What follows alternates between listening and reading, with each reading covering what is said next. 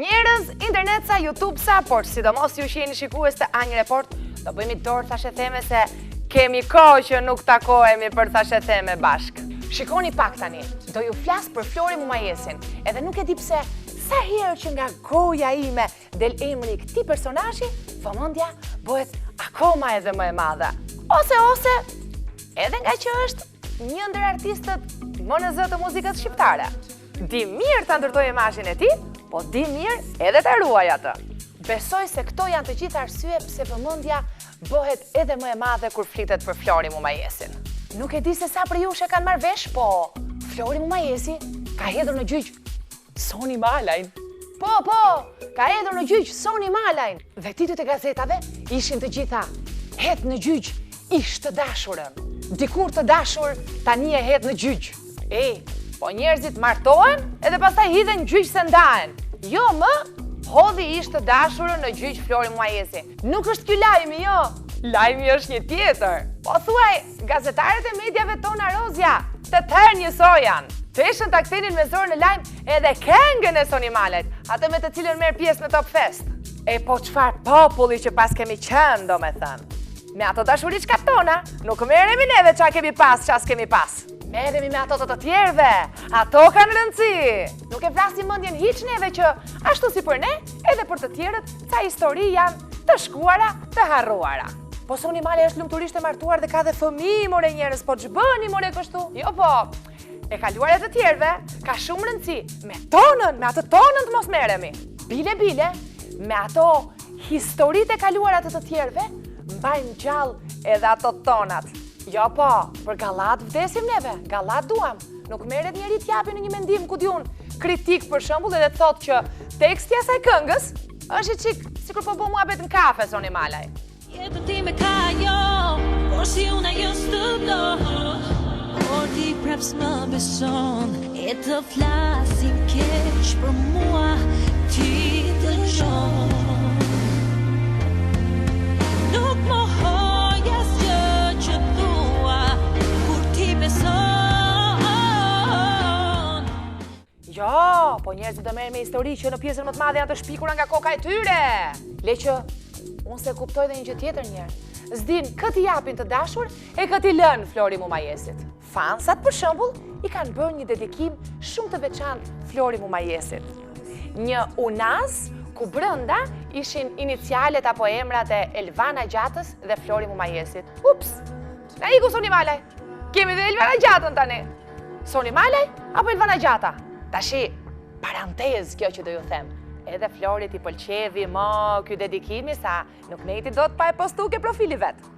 Da me thënë që sa do që s'ton gjë, ka i gjë këtu, midis Elvana Gjatës edhe Flori Mumajesit. Po do merrem me Florin dhe Elvanën, apo me Florin dhe Sonin, apo me Florin dhe Elvanën edhe Sonin që vusi dreqi. Po sa qef pas kena pas në shqiptarët me par rob të vujt mërjau. Ore se me qënë se isha ke këto qiftet e dashurume, ke këto muhabetet me dashuri, se oshtën e sezon dasmash, se vdesim i qik ne shqiptarët me u martu, po imi qik shu si moderna, sigur s'dum gjasme me u martu, pa ngordhi me këcy qikat në planin ma. Se qa vje mrapa martesëse, gjithë problemet që kemje, menoj mrapa për ato, po i herë martojna. Pak ko më parë, mandi Gjeraldina Spozës, sigurisht ashtu si çdo vit, në prag të sezonit të dasmave në vendin ton, organizon atë pasarelën e tij të përvitshme. Dhe mblodhin e atë galan e madhe, sigurisht edhe njerëz që janë në prag të martesës, se biznesmen është mandi, biznes do bëjore. Po gocat, sidomos këto vipet, që vdiqën me u martu migran, ngordhën me u martu i qik. Edhe në fakt, edhe unë jako po ju shpalos një sërë artistësh, vipash, ndonjëherë edhe ripash, që po vdesin të martohen. Orinda Huta me Turin, Turian Hyskën, me Turin e vizionit, me Turin e produktave se boshtat që në punë këtë Turi. Nejse, se harrova se është e në producent djali me qëra lafi, po ka dhe qiftet të tjera. Ja, për shembull është Floriana Garo që po pret të martohet. Në fakt, në sfilat ka thënë është thjesht punë, nuse do të bëhem kur të martohem me Tedin. Dhe me qenë se janë të këto martesa dhe do ndaloj një qikësi gjatë këtu kjo tema, ja dhe një zoçkë tjetër që vdiq për një qik burr. E vërteta është se në Shqipëri është krizë burrash. Po, është krizë për burra. Është problemi madh për femrat. Shtojeni këtu edhe mentalitetin që femra duhet të ketë vetëm një të dashur se po pati dhe një tjetër mami nuk do se duhet jetë virgjër që ta marrësh gruk e shtëpia. Pavarësisht se asnjëri s'ka kurajon ta thot, edhe nuk e pranon këtë gjë. Po kështu është. Ky është mentaliteti në Shqipëri. Kjo është e vërteta. Edhe që nuk e pranojnë, edhe nuk e thonë se shpo e them unë, edhe këtë prej mentalitetit e kanë. Femrat në Shqipëri janë në krizë të madhe se çunat nuk i marrin. Se jo për gjë po i thot nona çunit. Hamër çun tash, sillej nusën shtëpi, boll brodhe kështu rrugave. Lenom, mledhuj çik, e ne çuni, mos më aprish nonës, merri nuse e ja sjell në shtëpi. Mirë po, çuni i nuse mund marrë në shtëpi. E në atë e merr me boqevi nonës. Kështu që ato tjera që ka qef vet, i ma për jashta. E në ato tjerat nuk martohen. Ja ku ngelën beqare ato tjerat. Megjithatë kjo është histori tjetër. Vazhdojnë me ato vipat edhe rripat që vdesin me martu. Se është edhe një tjetër, Era Rusi, ka postuar një foto, ka qenë në një dasëm, ka kapur buken, edhe ka postuar këtë foto. Dhe diqitura është, tradita thot, brenda vitit të martohesh, kështu që bëu gati. Edhe Era Rusi është bërë gati me këtë fustan të bardhë, nuseje. Kështu pra, po bëhet gati me u martu edhe Era. Dhe që ta mbyll në harmoni të plotën këtë historinë e dasmave, të nusërisë e të tjerë, ja dhe pasarela e femrave që morën pjesë në galan e madhe të Geraldina Spozës, ku konkuronin me njëra tjetrën se kush është nusja më e bukur. Ku sigurisht, si i thonë muhabetit, nuk ngeli njeri pa u dukma.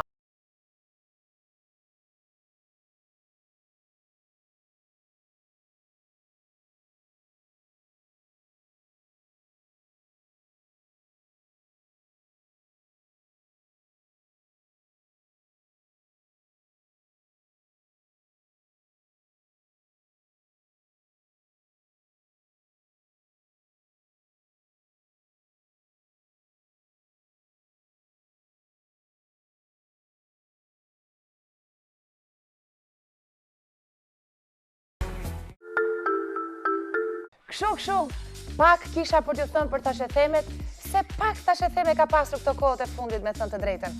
Se vendi ynë ka pasur shumë probleme të tjera në fakt. S'kan pas kohë, as vipat, as rripat me u marrë me veten e tyre. Jo për gjë, po shumë halle e kanë zaptuar Shqipërinë këto kohët e fundit.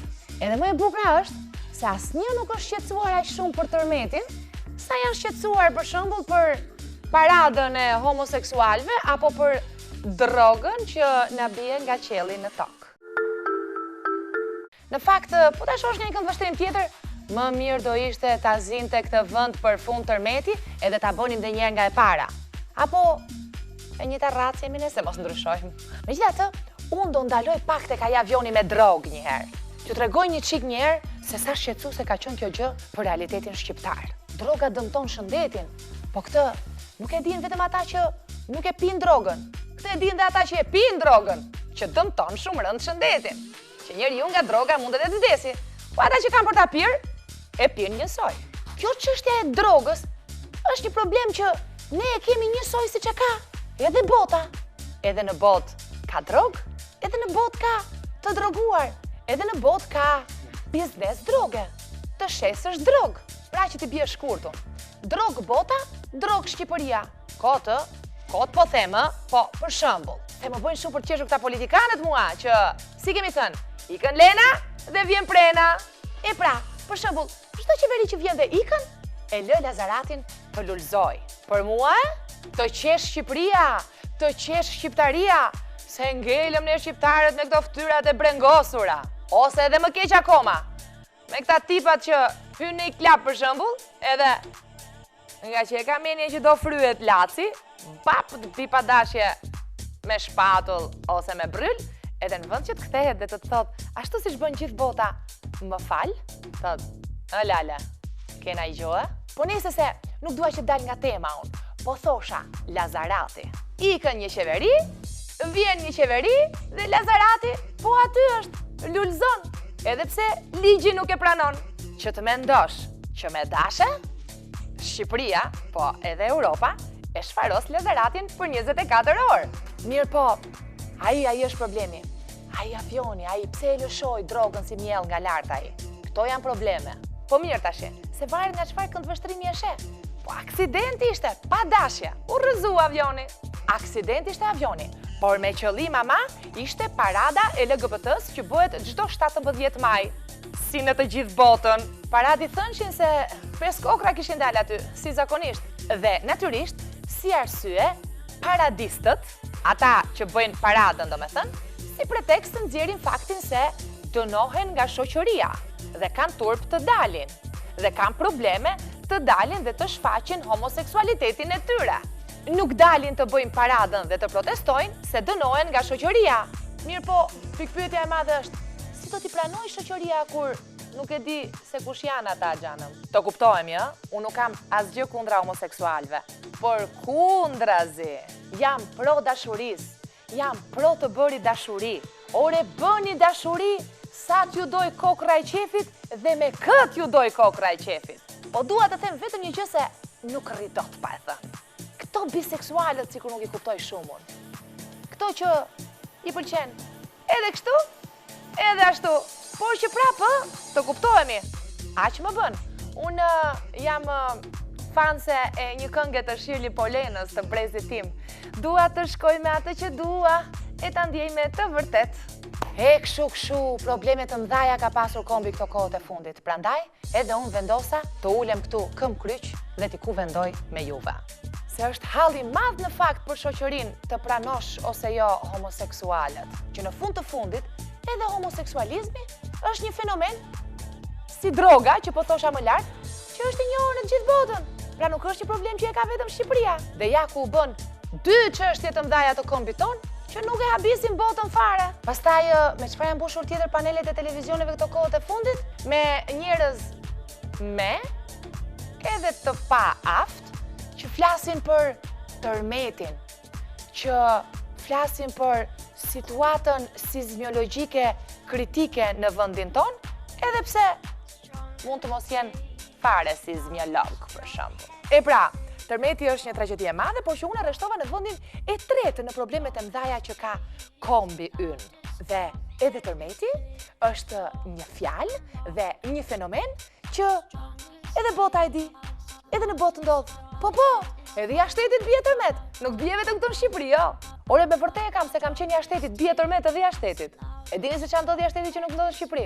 Po ja, të parkosh makinën dyshe, të kesh X6 edhe të bësh si do qefi, të vësh xhamat e makinës zeza se je lac, të ecësh në korsin e biçikletave, ta ngresh volumin e makinës maksimum edhe të mos të bëhet vëm fare që po shqetëson ambientin, të hedhësh lëkurën e bananeve dhe qesën e patatineve nga dritarja makinës. Jashtë shtetit nuk ndodh që kur ngacmonin mashkull duket sikur po rënkon, se nuk i pëlqen fare një femre kur një mashkull bën kështu. Jashtë shtetit nuk ka policia barkderra që të pyesin ku po shko edhe të ndalojnë edhe pse ti ke të gjitha në rregull. Jashtë shtetit nuk ka këmbësor që kalojnë rrugën e makinave ku i do qefi, por vetëm tek vizat e bardha. Jashtë shtetit ka njerëz që din të thonë më fal, të lutem dhe faleminderit. Jashtë shtetit burrat nuk i vrasin gratë për imoralitetin shpesh herë dhe të imagjinuar. Jashtë shtetit jo domosdoshmërisht duhet ta kesh mik një person për të përfituar një vend pune. Jashtë shtetit një vajzë nuk ka nevojë të vishet me minifundin deri këtu, vetëm që një mashkull ta konsideroj. Jashtë shtetit femra ka një mendim. Jashtë shtetit femra respektohet. Jashtë shtetit marrëdhëniet mashkull-femër ekzistojnë sepse ekziston dashuria dhe ndjenja, jo interesi.